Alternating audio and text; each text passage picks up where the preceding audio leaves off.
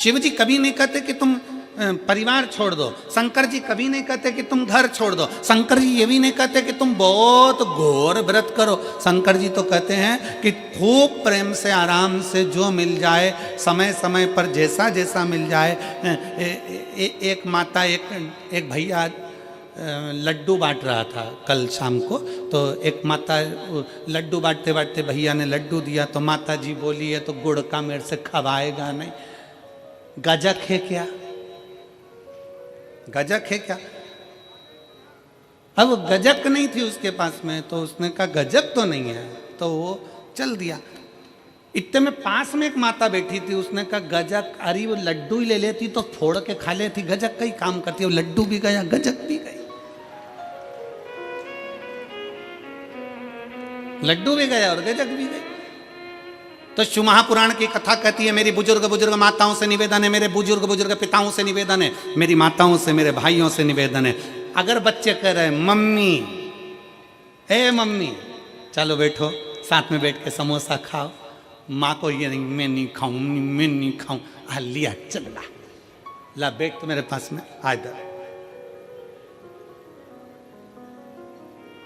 बुजुर्गों को भी समय की अवधि का ध्यान रखते हुए थोड़े बच्चों जैसे ढलना पड़ेगा। बुजुर्ग को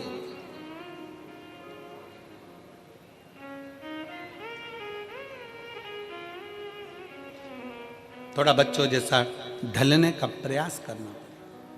हम अपनी अकड़ में रह जाएंगे तो बच्चों के करीब नहीं पहुंच पाएंगे, बच्चों के नजदीक नहीं पहुंच पाएंगे। शिव कथा कह रही है, भगवान शंकर का चरित्र कह रहा है। शंकर भगवान तुम्हारे हाथ का लोटा देखकर, तुम्हारा हाथ देखकर, तुम्हारा स्वरूप देखकर, तुम्हारा पानी देखकर पहचान जाते हैं कि इसको जरूरत क्या है,